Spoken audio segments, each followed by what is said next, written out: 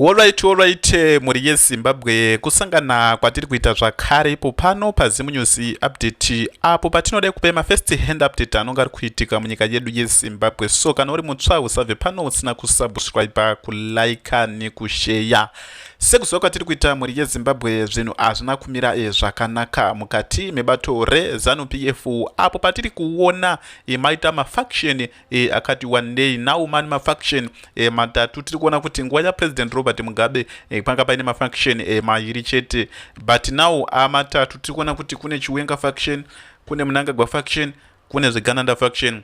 zveGananda faction ndoye kana kuda Tagwirei muri yeZimbabwe. Kuda Tagwirei atonoma ambition ekutanga achita president. Iyo president eMarcel Mnangagwa wakatobhaiza wakatomupromisa because haachatonzwi, haachatoisi mabreak because akutononokewa nemunhu akatomupromisa kutoti 2030 kwatova kure zvotodai zvaitokwanisika ka atoti dai anga atoenda 2027 chaichaivo ndanga ndaita president wenyika yeZimbabwe. Ndosaka muri kuona kuda Tagwirei kunhu kwaari kuisa mari dzake ari kuisa kuma security sectors nekumapillars eparty sort of like ana central committee, military, kupolisi nechichi chimwana. Kuona zvaari kuita muri yeZimbabwe, ari kunyatsoziva zvaari kuita. Now abhadhara mari inokwana kuita 1 million kuda kuidza vanhu 20,000 from South Africa kuya kuno kunyika yeZimbabwe. Population yaari kutoda isupport futi yaari kutoda. Muri kumboona zvaari kuita, ari kuita zvinhu zvaida zvokuti anga achiwana support muri yeZimbabwe. Ari kutozivawo zvaari kutodini, zvaari kutoita muri yeZimbabwe. Zvinhu zvinomira zvakanaka. So tiri kuona kuda Tagwirei parimwe zuro ari kunzi akapotsa apiwa mushonga dekwa kunzi chikafu icho chachisina kuvhenekwa muri yeZimbabwe. Tingadai tiri kutaura zvimwe pari zvino because tiri kuona kuti ana Victor Matemadanda because ana kuda Tagwirei vanhu vari intelligent, vanhu wakaita wechidiki wasiyana nemaganda anga aya magamba arungopedzwa aya ana Victor Matemadanda, ana Verito Dziwema ana chichi chimwe warungopedzwa muri yeZimbabwe. So tiri kuona panapa pari kunzi chikafu icho chakaonekwa chisina kumira zvakanaka, but haina kunyatsa kuzobuda nyaya yacho sort of like wada kupumha vanhu kana kuita sei, but iwo wanga watozoona kuti nhauwa iyi mamiriro yakaita haina kumira zvakanaka. So tiri kuona panapa munhu uyu ari kunzi akatumwa naAnonymous ndiye akamutuma muri yeZimbabwe. So tiri kuona akasasungwa kana akasaita setu zoti anonga atumwa nevakuru venyika, but akasungwa kana kuti akatohwa akatanga kupinwa akata sei sort of like kutochwa anotaura munhu akanga mutuma muri yeZimbabwe. Sezvo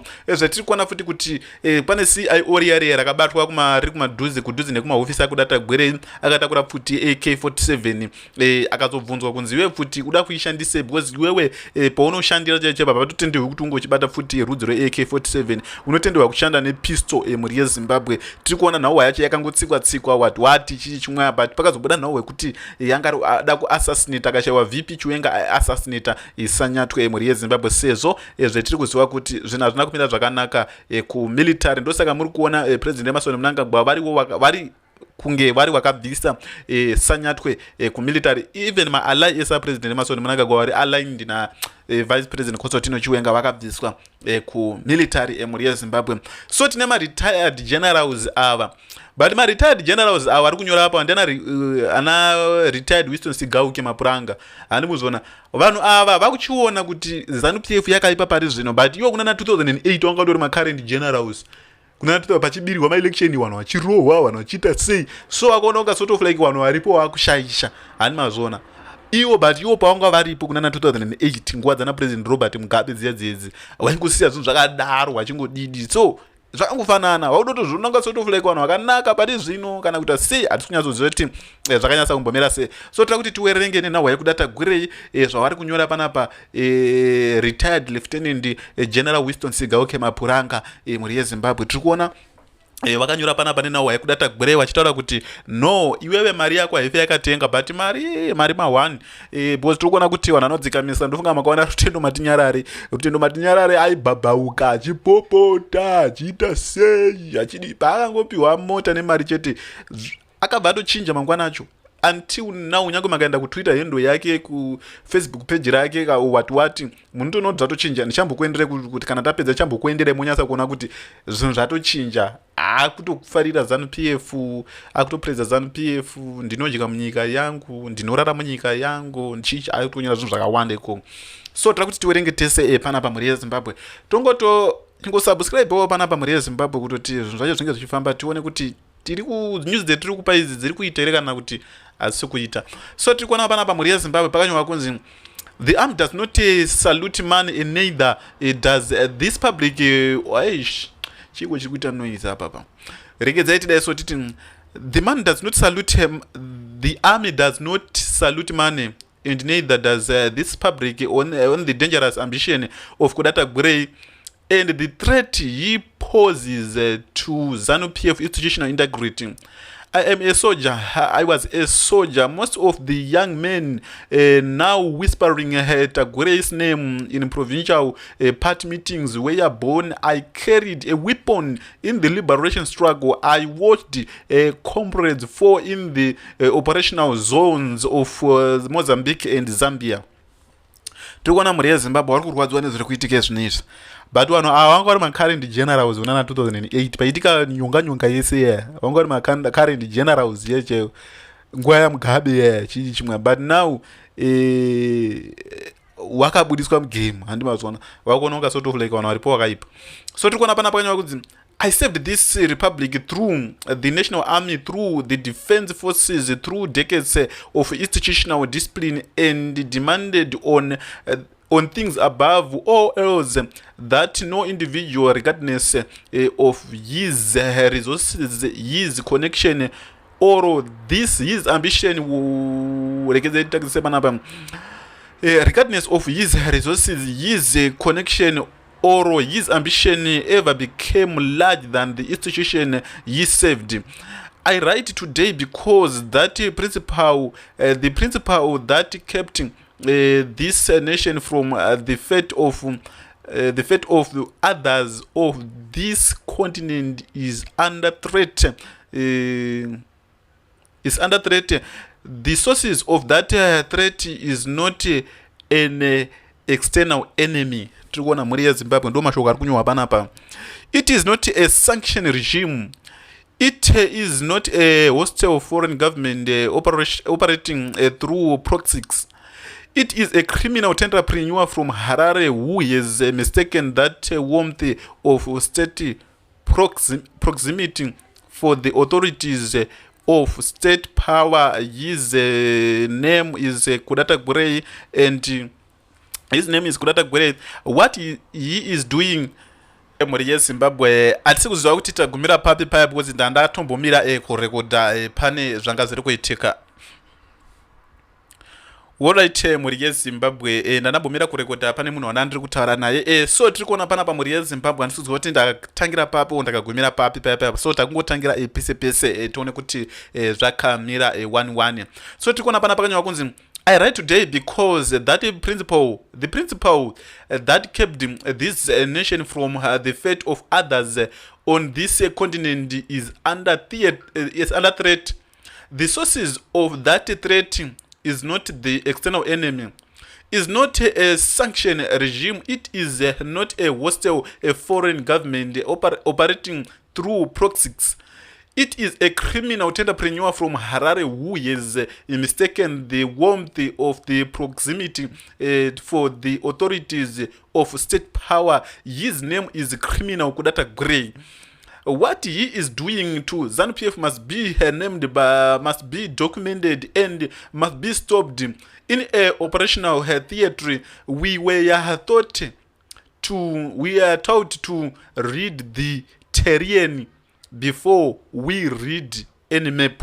Tiri kuona panapa mhuri yezimbabwe tiri kunzi zvese zviri kuitika izvi zvinofana kudokumentwa, zvinofana kunyorerwa pasi. Tiri kuona kuti zvinhu zvinomira zvakanaka. The map tells you that should be there. The terrain tells you what it actually there.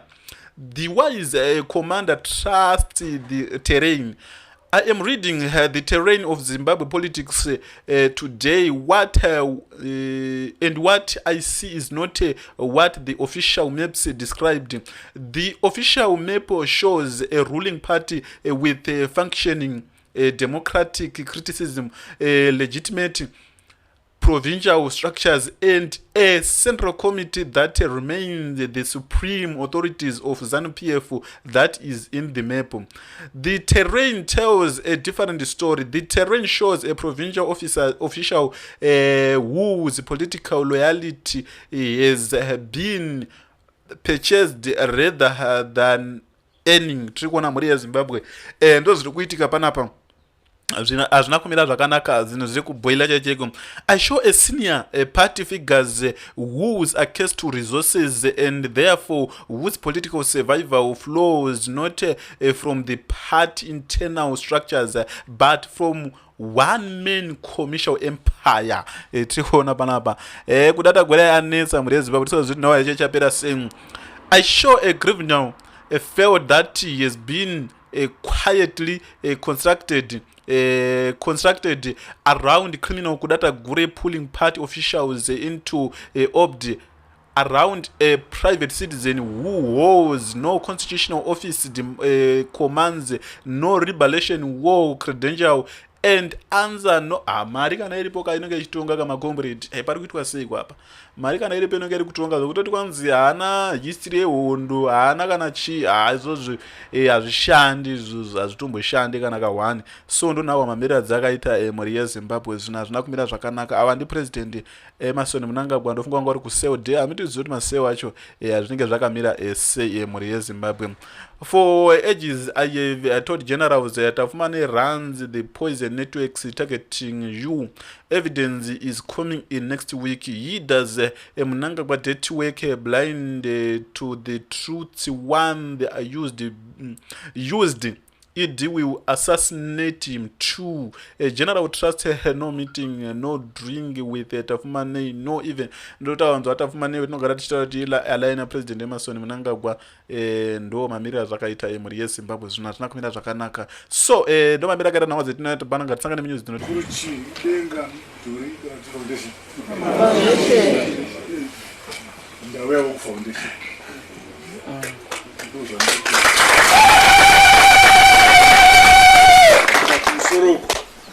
basi pane chi saka kumasero kugrassroot ndo foundation yemusangano ndo foundation yehurumende ndiye foundation yenation saka musazvidza dare iyi nekuti ndo panotanga masimba ose kukwira kumusoro ukangotsvedza kusadiwa naye vava kumusoro hakuchina chiriti handiti so ndinoremekedzeka samavona ndavuya harare helikopta vuya manye kuvakuru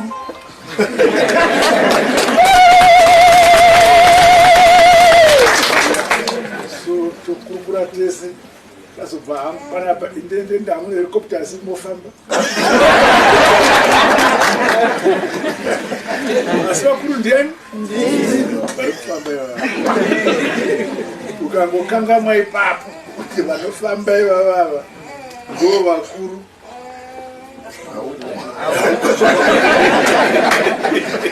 helikopta noshaya saka mavona nadini zvavuya vamwe vanguvo kumusoroku vari kumatunhu avari country wide pazuva ranhasi we are meeting masales edu kwatinobva hapana mukuru asina sele yaari saka I believe that macolleagues angu vose throughout the country nhasi vari kumasele avo vachionekwa vachitaura nevakuru kumasele kuti haiwa ndokutendai hwaro the foundation of the party ndafara kuti we are still strong. Last year again takatakaza pano saizvozvi nhasi tadzoka zvakare kuratidza kuti tokuremekedzai toziva kuti muriko and nokuti mwi mukangoti hatichadi hakuna enda musoro nokuti the foundation of the party is the same. Ndo hwaro hwemusangano ndo panomira musangano uchivumbika uchienda kumusoro kana pasi pakange sovapo musoro hakuchina nekuti kumusoro kunomira pafoundation semba tinofanira kuva nefoundation kana foundation pasina kunamba saka mavonda mati turura kumusoro kuziva kuti kana tisina yavanotodada zvavo saka ndokutouya ndovonekwa ndiri pano